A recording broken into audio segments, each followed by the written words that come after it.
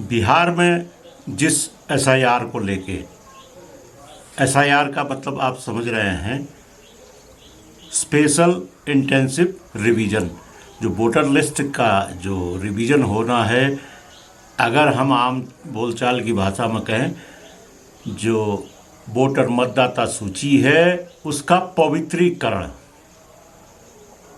ये काम पिछले दिनों बिहार में हुआ। उसको लेकर के कांग्रेस और आरजेडीयू यानी कि लालू जी की पार्टी, इसके अलावा तमाम विपक्षी दलों ने इसका विरोध किया था। लेकिन सुप्रीम कोर्ट के इंटरवेंशन से लेकर के चुनाव आयोग के स्पष्टीकरण और दृढ़ प्रतिज्ञ होने के कारण बिहार में एसआईआर संपन्न हो गया। आज इसी टॉपिक पर हम लोग बात करेंगे। नमस्कार, जे बॉस रिटेल में आप सबका हार्दिक स्वागत है। उम्मीद करता हूं कि आप अच्छे होंगे, भले होंगे, और जिन भी व्यूअर्स ने अब तक जे बॉस रिटेल को सब्सक्राइब नहीं किया है, कृपया सब्सक्राइब कर लें। मैं इन दिनों देश की किसी एक समस्या, एक प्रॉब्लम को लेकर के पूरा राउंड अप बना रहा हूं। संपादकीय इसे कह सकते हैं, इसे हम तबसरा कह सकते हैं, और इसे हम एक बेहतर एनालिसिस कह सकते हैं जिसमें फैक्ट्स एंड फाइंडिंग्स हों।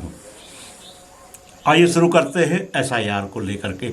स्पेशल इंटेंसिव रिवीजन, विशेष गहन पुनरीक्षण, रिवीजन पुनरीक्षण, ये मतदाता सूची का है। बिहार में हो चुका है। अब बारी आ रही है देश के अन्य राज्यों की। भारतीय चुनाव आयोग ने सुप्रीम कोर्ट में स्पष्ट कर दिया था, ये बिहार ही नहीं, हम देश के अन्य राज्यों में भी एसआईआर करने जा रहे हैं। और चुनाव आयोग ने बहुत ही स्पष्ट रूप से कहा कि ये अधिकार केवल चुनाव आयोग का है, और जो भारतीय नागरिक है चुनाव में केवल वो भाग ले सकता है।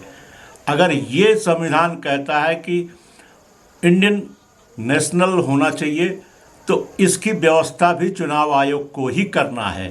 तो विपक्षी दलों के सारे जो भी बयान थे, जो भी तर्क थे, सब ध्वस्त हो गए सुप्रीम कोर्ट में, वो समाप्त हो गए।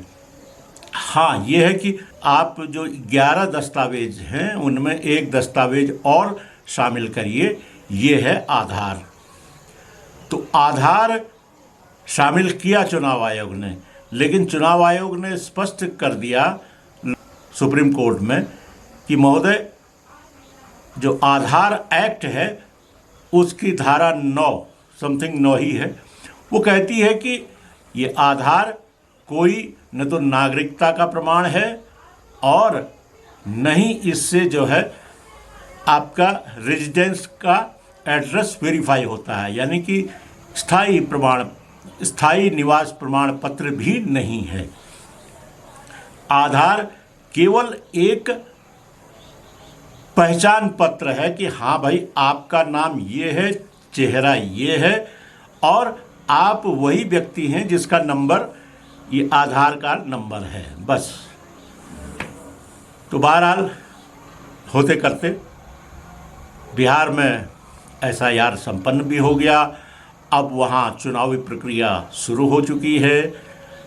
अब अगले महीने 14 नवंबर को वहाँ मतदाता अपना जो परिणाम है वो सुनाएंगे, यानी कि जो वोट्स की काउंटिंग है वो 14 नवंबर 2025 को होनी है।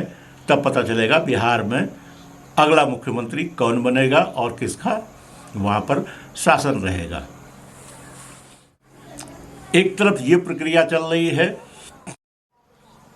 दूसरी ओर चुनाव आयोग ने अब देश के 12 अन्य राज्यों में भी एसआईआर की घोषणा कर दी है। इस एसआईआर में उत्तर प्रदेश जैसा बड़ा राज्य है, तो केरल जैसा एक शिक्षित राज्य भी है, और अन्य उत्तराखंड भी उसमें शामिल है, तो वेस्ट बंगाल भी है। यानी कि वो 12 राज्य जिनमें 2026 और 2027 को विधानसभा के चुनाव होने हैं। इस तरह से एसआईआर की प्रक्रिया यहाँ भी लागू हो गई है, special intensive revision of voters list. तो मतदाता सूची में अब इसमें है क्या कि जहाँ मुख्यमंत्री, जहाँ की सरकारें ये चाहती हैं कि भारतीय लोकतंत्र का जो संचालन है वो केवल भारतीय नागरिक करें, यानी कि जो सरकार बनाने के लिए मतदाता हैं या जो पंचायत बनाने के लिए जो मतदाता हैं वो केवल भारतीय नागरिक हों, आधिकारिक नागरिक हों, घुसपैठिए न हों, तो वो तो इससे प्रसन्न है और अपने यहाँ व्यवस्था कर रहे हैं। और कुछ राज्यों ने थोड़ा बहुत नानुकुर के बाद इस संवैधानिक परिस्थिति को, संवैधानिक बाध्यता को समझा है। लेकिन पश्चिम बंगाल एक ऐसा राज्य दिखाई दे रहा है जो कि इसका लगातार विरोध कर रहा है, और इसका विरोध क्यों कर रहा है ये वहाँ की मुख्यमंत्री ममता बनर्जी स्पष्ट नहीं बता रही हैं। वो जिस तरह से इसका विरोध कर रही और जनता में जाके कह रही हैं, वो लगता है कि वो वहाँ पर भड़काने का काम कर रही हैं। जनता से कह रही हैं कि तुम्हारा वोट कट जाएगा, तुम बाहर हो जाओगे, तुम्हारी ज़मीन चली जाएगी। तो इस तरह का जो आरोप है, इस तरह के जो तर्क हैं, एक मुख्यमंत्री वो भी पिछले 10 साल से पश्चिम बंगाल जैसे सांस्कृतिक, पश्चिम बंगाल जैसे एक पढ़े लिखे राज्य का मुख्यमंत्री अगर ऐसी बातें कर रहा है तो इस देश का बड़ा दुर्भाग्य है। ये अगर प्रधानमंत्री नरेंद्र मोदी यानी कि एनडीए की सरकार नहीं होती, संभवतः कांग्रेस की सरकार होती, तो शायद अभी तक धारा 356 लगा करके ममता बनर्जी को सत्ता से बाहर हटा दिया गया होता और वहाँ पर राष्ट्रपति शासन लगा दिया गया होता। पिछले 2-3 साल में कई ऐसे मौके आए हैं जब ममता बनर्जी ने इस तरह की परिस्थितियां पैदा की कि देश के सामने संवैधानिक संकट हो जाए। उन्होंने अपने यहाँ सीबीआई, अपने यहाँ के अधिकारियों पर सीबीआई को काम करने से रोक दिया।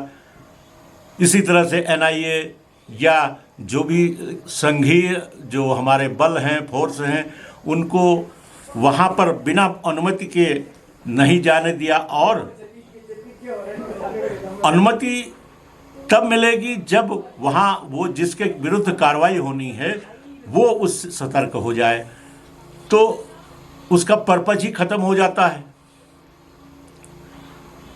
आपको ध्यान होगा उनके जो डीजीपी रहे हैं उनको बुलाया गया था केंद्र में, लेकिन ममता बनर्जी ने उसमें कभी भी सहयोग नहीं किया और डीजीपी का सदा संरक्षण किया। लेकिन एक ये गलत इंस्टांस है, गलत उदाहरण है। ममता बनर्जी को समझना चाहिए, इतना बड़ा देश है, तरह तरह की यहाँ संस्कृति है, अलग अलग लोग रहते हैं, अलग अलग भौगोलिक परिस्थितियाँ हैं। इसमें अगर हम लूप होल्स निकाल करके अब केंद्र के शासन को अपने यहाँ या अपने राज्यों में लागू न होने दें तो ये परंपरा आगे चल के पता नहीं क्या कितनी बड़ी ब्लंडर न करवा दे। अभी एसआईआर की घोषणा के बाद ममता बनर्जी या उसके लिए वो तैयार थी, तो उन्होंने जब चुनाव आयोग ने इसकी घोषणा की प्रेस कॉन्फ्रेंस में, तो उससे पहले करीबन 100-150 से ज़्यादा अधिकारियों का ट्रांसफ़र कर दिया था, जिनमें से जिलाधिकारी लेवल के अधिकारी भी थे और जो प्रोविंशियल सर्विसेज यानी कि वहाँ के पीसीएस के ऑफिसर थे वो भी इसमें शामिल थे। प्लस जो ही ये प्रेस कॉन्फ्रेंस कंप्लीट हुई तो उसके बाद उन्होंने एक सूची और जारी की जिसमें अधिकारियों को इधर का उधर कर दिया। कुल मिलाकर के एसआईआर को लेकर के 1-2 दिन के अंदर ममता बनर्जी ने 500-550 अधिकारियों को इधर का उधर फेंटा है। इसका मतलब क्या है वो खुद जानती होंगी, इससे क्या फ़ायदा होना है ये भी वो जानती होंगी। अगर चुनाव आयोग पिछले 1.5 साल से या केंद्रीय गृह मंत्रालय 1.5 साल से केवल इतना अनुभव कर रहा हो कि वहाँ कौन अधिकारी है जो ममता बनर्जी के स्वार्थों को उनकी पूर्ति कर रहा है, तो इस फेंटने का कोई मतलब नहीं है। जब एसआईआर लागू हो जाएगा और चुनाव आयोग के पास में अधिकारियों के ट्रांसफ़र, अधिकारियों की नियुक्ति का मामला पूरा उनके चुनाव आयोग के पास चला जाएगा, तब इस फेंटने का, इन ट्रांसफर्स का कोई मतलब नहीं है। इसके अलावा ये भी देखने में आया, बंगाल की मुख्यमंत्री ममता बनर्जी ने जो बांग्लादेश की तरफ से जो बॉर्डर है उनमें जो इन्फिल्ट्रेशन होता है, घुसपैठिए आते हैं, उनको रोकने का कभी प्रयास नहीं किया। नहीं केंद्रीय बलों का, विशेषकर वहाँ पर बीएसएफ है, तो बीएसएफ का कभी सहयोग नहीं दिया। केंद्र सरकार ने बॉर्डर से लेकर 50 किलोमीटर तक के एरिया में जो भी अवैध गतिविधि होती है, इस पर नियंत्रण रखने के लिए एक कानून बनाया था कि 50 किलोमीटर का इलाका बॉर्डर सिक्योरिटी फोर्स, यानी कि जो भी हमारी सिक्योरिटी वहाँ पर सेंट्रल सिक्योरिटी है, केंद्रीय बल हैं, उनके पास अधिकार रहेगा, और जो क्षेत्रीय पुलिस है यानी कि सिविल पुलिस है वो 50 किलोमीटर के बाद अंदर की ओर उनकी कार्रवाई शुरू होगी। तो इसका भी उन्होंने विरोध किया था। विरोध करना है, इस कारण वो विरोध कर रही हैं, या फिर वो देश के खिलाफ कोई कार्रवाई कर रही हैं, या देश विरोधी गतिविधि में वो कोई शामिल है, इसका पता, इसका जो निवारण है वो कुछ दिनों बाद पता चलेगा कि ममता बनर्जी इस देश के लिए लाभप्रद रही हैं या घातक रही हैं। फिलहाल एसआईआर, स्पेशल इंटेंसिव रिवीजन, 12 अन्य राज्यों में हो रहा है, बिहार में हो चुका है, यानी कि 13 राज्य इस प्योरिफिकेशन प्रोसेस में शामिल हो जाएंगे, पवित्रीकरण प्रक्रिया में शामिल हो जाएंगे, और उसके बाद जो बचेंगे 1-2 साल के अंदर उनके यहाँ भी ये प्रक्रिया पूरी हो जाएगी। और अगर कोई भी देश विरोधी कार्य करने वाला व्यक्ति ऊंचे पद में पहुंचता है तो वो बड़ा नुकसान पहुंचाता है। एसआईआर की देशव्यापी जो गूंज है ये उनके दिलों में ज़्यादा है जो कि खुद गलत गतिविधि करके वहाँ तक पहुँचे हैं या जिन्होंने गलत करवाया है। अगर आपने घुसपैठियों को सहारा नहीं दिया है, केवल देश के नागरिकों के साथ आप शामिल रहे हैं, तो आपको डरने की कोई ज़रूरत नहीं है, नहीं इस प्रक्रिया का विरोध करना है। जो भी देश का नागरिक होगा उसके पास में कोई न कोई अपना डॉक्यूमेंट होगा, दस्तावेज होगा।